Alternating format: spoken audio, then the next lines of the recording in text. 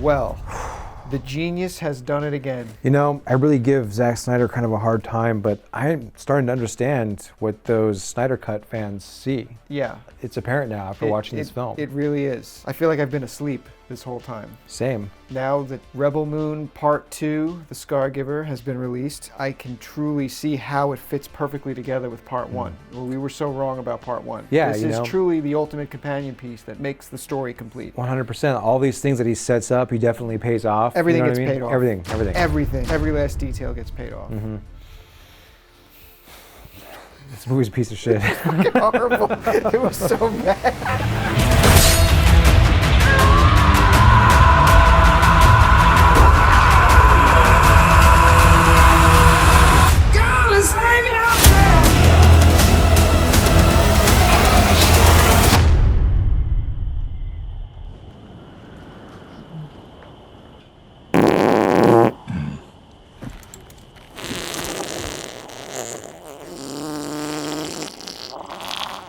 This is something we've been doing recently, just because we've been seeing a lot of bad movies.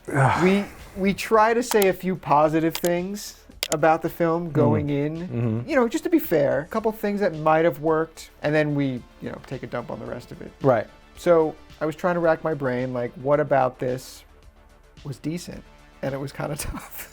Well, I already know mine. It's the same things that were the things from the first one. You know, that were good? Yeah, like the production design. Oh yeah, I like that that's stuff. a given, yeah. I like whatever lens package he's using is interesting. Oh, he's got some he's got some it's like kind Helios anamorphics or something. Yeah. It's interesting. It's slightly pretentious, but you know, it's interesting looking at least. Right. You know. Okay, so outside of the production design, I'd say what really annoyed me about the first one was just how many, and I know you're gonna differ from me on this one, how many places they go. You'll call it world building, I'll call it just diarrhea of... I don't like it, and it is diarrhea. I like, fucking we go to hate like it. 18 planets in the first one. We never stay anywhere long enough for me to give a shit about it. Yeah. This movie takes place entirely on one planet. The planet where the farmers are that need to protect their village from the Empire. I mean the Imperium.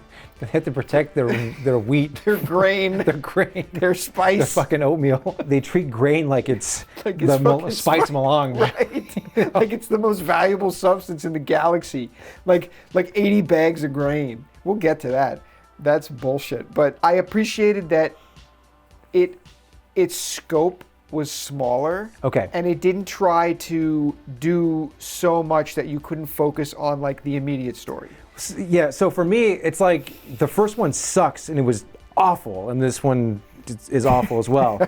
But I guess what I can give the first one is like, all right, yeah, like they jump around from world to another world, and it's like very annoying. They're planet hopping, and it's like, oh my god, what are we doing? This is stupid. Focus on a couple and but at the same time, at least it was visually interesting, I guess. That's all I mean. No, that's fair. I'll give you that. That's all I'm saying. For me, like, there was just so much shit going on in the first one that had no payoff or had nothing to do with anything. And this one, it kind of abandoned that a little bit. Like, hear me out. Like, when you introduce all of these paper-thin characters in the first film, you get, like, Turok the Dinosaur Hunter. He's taming a griffin, and then you meet Nemesis, the Asian woman with the blades. She's taking down some spider woman. These are all pointless scenes that never really pay off in any regard in terms of their character or their arc or anything like that. Side quests. Side quest heaven in the first one. Right. This one, every fight scene at least served a purpose that fed into the story. Like when Asian lady has her fight in the barn. When Asian Jedi lady has her fight in the barn, it's not some fight that's just pointless. It's part of the story. Yeah, okay? I see what you're saying, yeah. That's all I'm really saying about that. And this is like we're talking marginal here. No, I get it. I just appreciated that the fight scenes served the story more than they did in the first one. Right. Across the film. Sure. That was it. That's like one of the few positive things I can say about it. And you've already established all your characters in the first one. You'd think like, no, we don't have to do that in this one, but it's like, no, they do the exact same thing. Dude, because you still don't know dick about these characters. Re-exposition dumps. Yeah.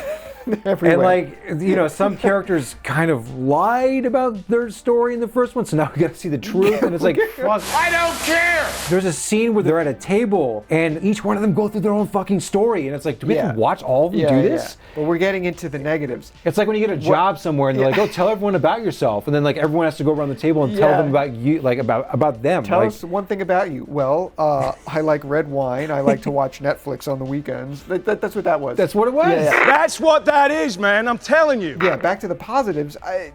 There's really nothing else except, your story's more focused. It's literally what you sold the first movie as, story-wise. Like, sure, a bunch of farmers need protection from these rebels from the Empire. And you get that payoff in the second one. But if you had taken, like, maybe the first 30 minutes of the first film, tacked it onto this film, shortened some of the superfluous shit going on in the second one, like 30 minutes of grain harvesting in slow motion, and kind of put them together. You could have had a 2.5 hour movie. You might have had a 2.5, maybe 2:45 movie that would have been a coherent story from start to finish, not necessarily good, but you could have told this story in one film. No, I agree. And one of the things that Zack Snyder is usually pretty good at is action. In fact, that's usually the criticism with him is like he's all style and no substance. Yeah. But in this one, I don't know, man. The action was pretty sloppy. It wasn't thought out. The way it was cut together and the way the action scenes flowed weren't. Yeah, exactly. Like he's usually pretty good. I know he gets a lot of shit for slow motion. I get it. Like it's a little overused. It is. But aside from that, though, if you watch 300, those battle scenes in that movie, they're choreographed really well. I don't mean just the fight choreography. I mean you have a sense of the pacing, the flow. You have a sense of geography. Like you're never questioning where things are. Like what these people what are doing. Characters are doing at certain times while other characters are on screen. Does a great job like showing all of that. And that's what he's typically good at. This movie sucked. Completely dropped the ball. Like, we'll cut away from characters. It's kind of like when you're watching The Phantom Menace. You're watching Darth Maul and Qui-Gon and Obi-Wan fighting, and then it cuts away to the battlefield of Naboo and shit.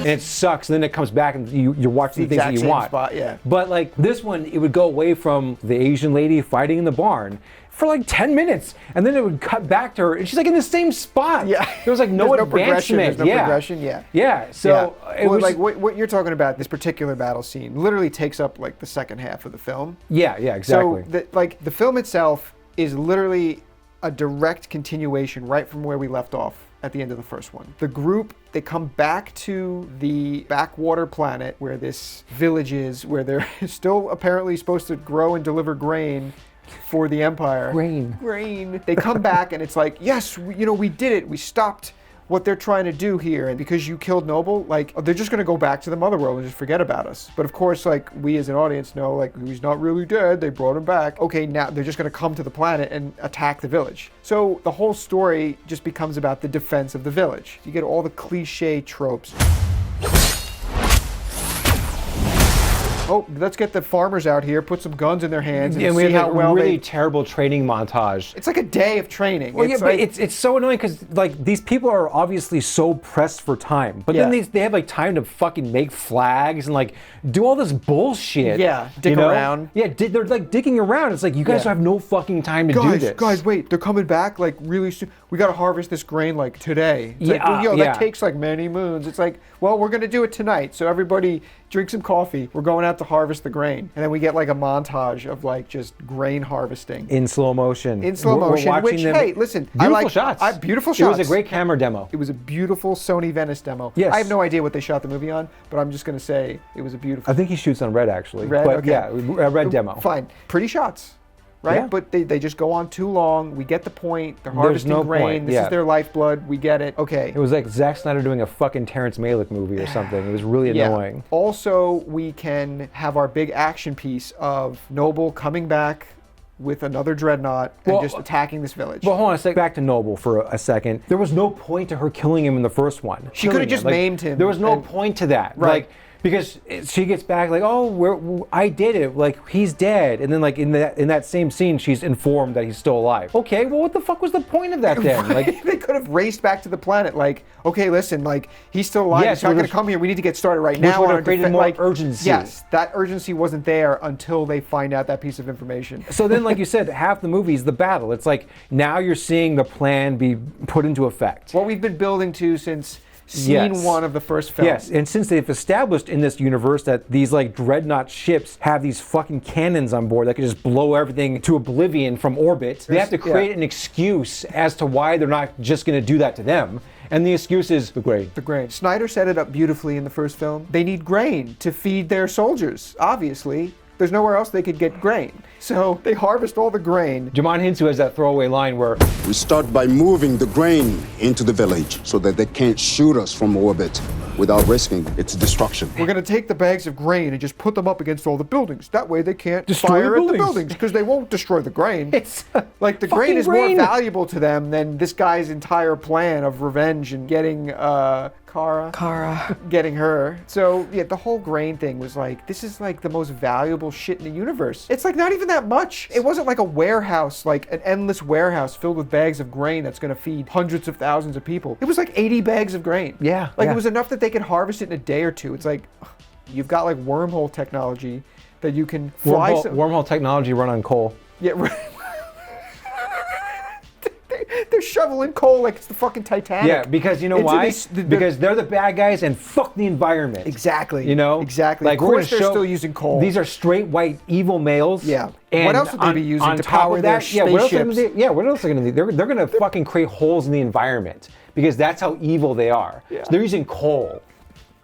That was all I got from that. Like, you get the guy, like, he's got the crank wheels manually rotating the gun, like, super slow. What century is this? Where you're supposed to give a shit is all of the characters that were beautifully set up in the first film. Oh, yeah. We got them all here, they're all together, and we finally get some breathing room with them. And then the calm before the storm. They all sit down around this table, and it's like, well, before we go into battle, I want to make sure that I know why everyone I'm fighting with is fighting for the right reasons. The dialogue. And they literally just exposition dump their characters all over the table, one at a time.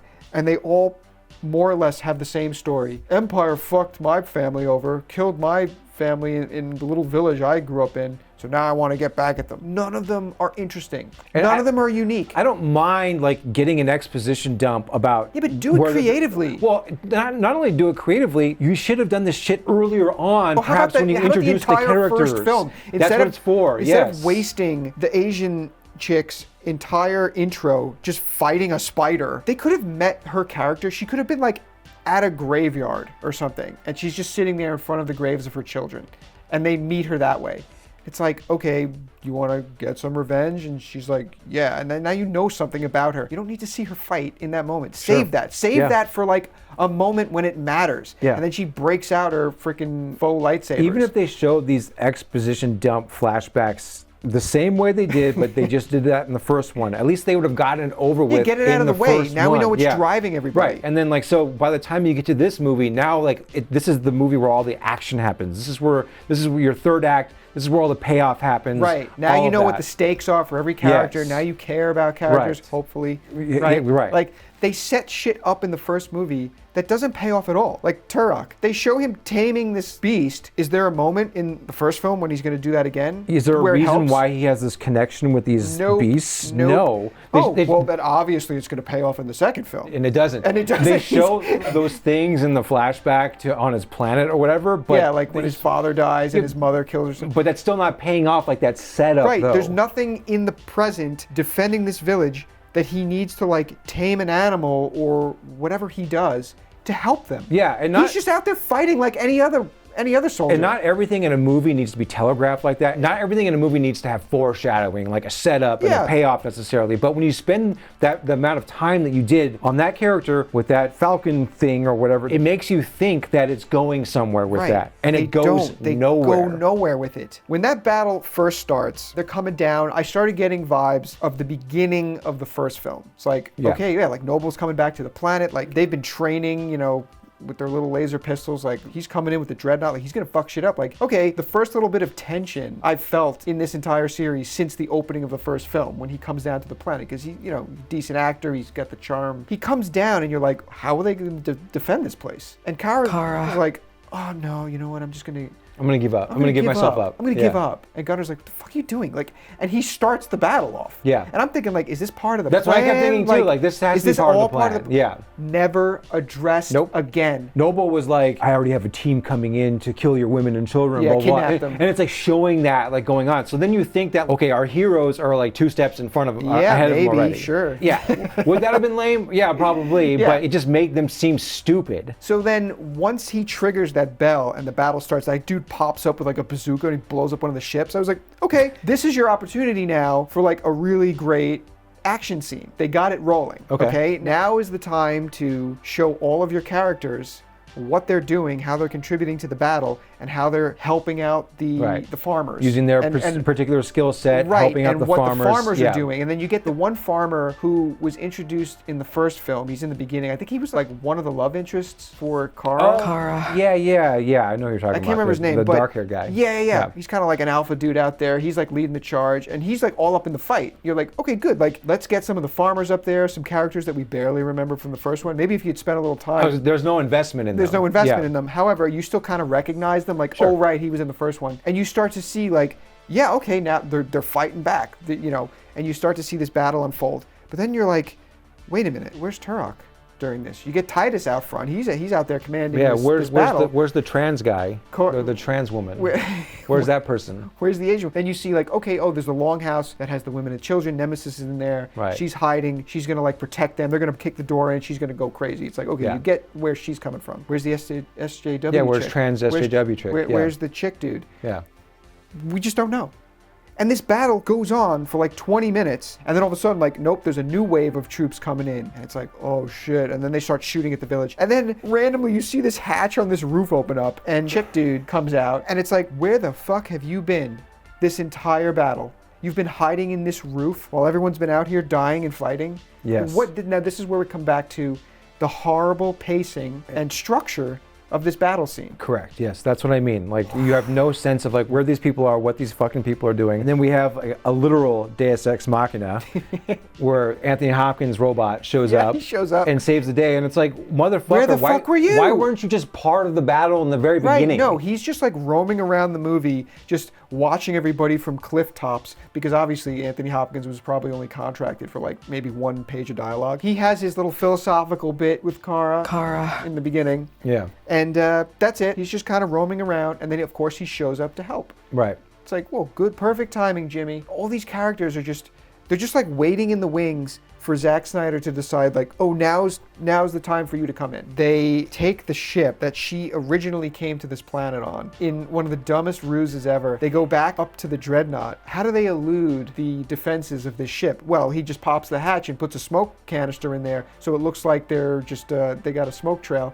There's no like re-entry codes. There's nothing like, oh yes, give us the code. Oh wait, how about we just do a scan on that ship and we'll see that it's not one of ours. Exactly. Like there's none of that shit. It's like, nah, just let them land. Maybe they didn't have enough coal power for the scanner for the ship. For the digital scanners. Yeah. They needed to shovel more coal. Right. They go on the ship. That's when the plan becomes to just take the dreadnought out before it now shoots the village and blows the village up, because fuck the grain. Her plan succeeds, the bomb goes off, the ship's crashing down, and this is when we get the big falling lightsaber fight. Ridiculous. But they did do something that I was pleasantly surprised. Oh, really? They gave Gunner, not necessarily the kill, I thought you were going to say something else, but the means to have him killed by our lead. Yeah, by our strong he female basically lead. Is the reason why he dies. Saves her. Yeah. He saves her with an injury. Yeah. Puts a blade right through him. And he rolls off, and then she gets the killing blow. Right. But I was surprised they gave that to him. Sure, same.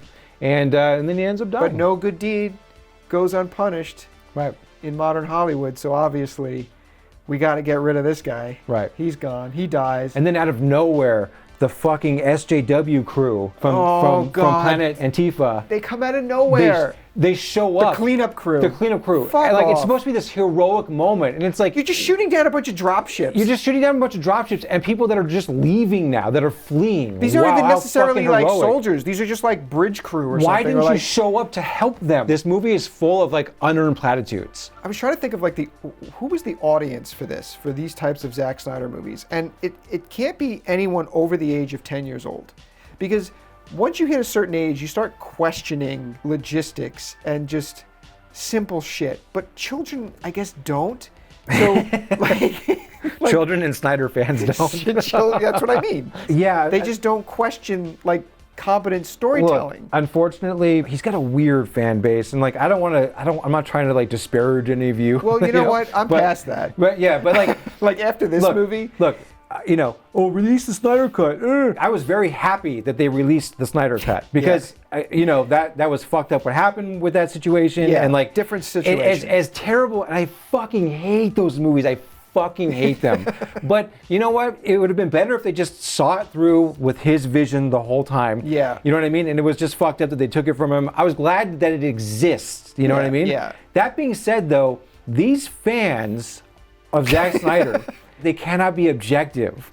At all. No, you have a scene like them sitting around that table and they're all just exposition dumping their past. Anyone who knows That's a terrible scene. That, like fucking writing 101, you should be able to see like this is objectively bad. It is poorly written. Yes. But then you'll get people who will defend it. I know. No, it's what the fuck is wrong with you? The movie is just full of like poorly written moments. Like we mentioned earlier a little bit about them getting those flags. That the village people made these flags. Yeah, like shouldn't you be working on like you should first of all, yeah, should you be fucking like training or harvesting grain? Yeah. But on top of that, it's like this supposed to be this dramatic moment where us as the audience are like, oh man, that's very powerful. But these people on the planet don't even know who these fucking people are. Like they don't know anything about them. Neither do we as the audience. We don't know shit about them. But then we like know as much as the villagers know. they bring out these flags like it's some fucking heroic moment, and it's like this is so represents stupid. you. I mean, these characters are all interchangeable. Yeah, exactly. It's so stupid. Again, unearned platitudes. That's what this movie is. Yeah, and that's just kind of what Zack Snyder does. So again, it's like this is supposed to be dramatic, or this is supposed to look cool. Right. Zack Snyder cares about like how cool something looks, or this is the time to be dramatic. Right. There's no substance behind his style. Yeah. Yeah. Not in a long time anyway. So they defeat the Dreadnought. They defeat Noble. They've won, and the end of this movie now is like. All it does is serve to set up a potential third film, because they got to throw back to what her big crime was, that she took part in the assassination of the royal family. She shot the girl she was meant to protect, and they really don't get into why she would do that. That scene was so sloppy. Her like adopted father who raised her is like, well, this is what we're doing, and she's like, okay. So she hesitates a little bit, but ultimately she carries through and kills this girl, right? She is a murderer. She is a child killer. Right. Right? So when you learn that in the film, it's like, well, fuck this bitch then. Yeah. Like, okay, is this whole movie is then going to be about redeeming her and that's her arc or whatever. But you find out then in the end, Titus is like, yes, I know exactly who you are, when she's talking about her past. He knows who she is, and then he just drops this nugget like, by the way, the princess isn't dead. And he's what known. The fuck? Like, he's known this whole time. And not only that, he knows who she is. He was the catalyst for the whole fucking table exposition dump. He wanted to know the truth about everyone. Yeah, and now he's prompts her. withholding He this prompts information her multiple times. Like, is there anything else you want to tell us? And she's like, no. He's like, Are you sure? like he obviously fucking knows, and you're just like slapping the audience in the face with it. And he sits on this piece of information that would have like really affected her. Yes. And her character, like, oh, you're not just like a child murderer now. Now you're just an attempted child murderer. Yeah, but it doesn't change the intent. You still tried to kill her. The Snyder Bros will say, yeah, but that was intended though, because he knew what she needed to know then, so she would fight the way she would fight. Some bullshit rationalization. How would it have changed how she fought? Hey, dude, I'm just telling I you feel what like it I'm would just have telling you made what her they're going to be fight saying in harder. the comments. All right? Yeah, fuck that. You're not going to justify your way out of this. Like, it's just bad writing. It sucks because there was a time in my life where I was sort of a Zack Snyder apologist myself. This is before Batman vs. Superman, okay? There are films that he has done that I will wholeheartedly defend. And I this, guess people don't like Watchmen. I love Watchmen. How do you not like Watchmen? I- It is one of the most faithful. There are big changes in it, but I can't imagine ever getting a better adaptation of that book. I think like, what people had problems with, not to get on Watchmen too much, but what people had problems with is like the comic that it's based on does not really have the kind of Zack Snyder-esque action in it, and he No. brought that into it. Yeah. Setting that aside, whatever. though, I think that made it more accessible to broader audiences. to some people, I think that's just dumbing it down way too much. The source material. Yeah, but like because he was not the writer, I don't feel like Correct. Watchmen lost its substance. No, it didn't. In fact, it's still a very And like dense the film. changes they made, with the squid thing and, Yeah. and Dr. Manhattan, I actually liked that a lot. I didn't mind it. I thought it worked really well for Right. a film adaptation of that book. Yeah, I didn't mind it. So, like you guys He's knowing got that it about in us, him. take that for what it is. Right, he's got it in him. Now, Yes. the problem I have with Snyder is not him as a filmmaker per se, it's just him as a writer. Snyder is the exact opposite of show, don't tell. He is tell, don't show. Yeah. As flashy as he is, he has this problem where he just needs to tell the audience things they should be able to infer from visuals. Correct. Yeah. And it's so frustrating because you could see lying underneath, like, he's a talented filmmaker.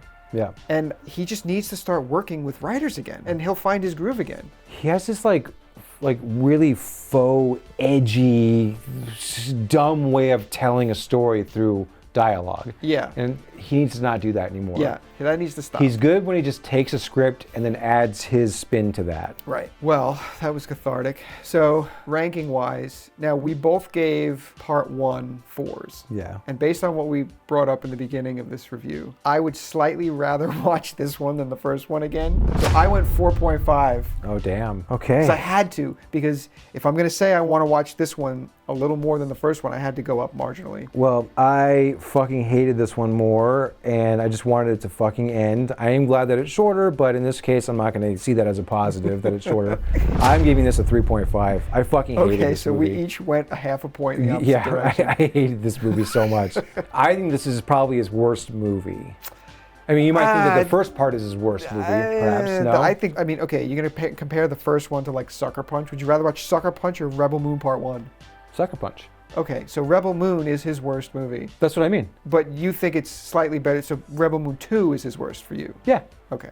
I still think Rebel Moon 1 is his worst. Regardless, a part of Rebel Moon is his worst movie. Yeah, So yeah, we both agree on Rebel Moon just sucks. Rebel Moon's probably his worst movie. His second worst movie is probably Army of the Dead, and the third Sucker God, Punch. Army of the Dead.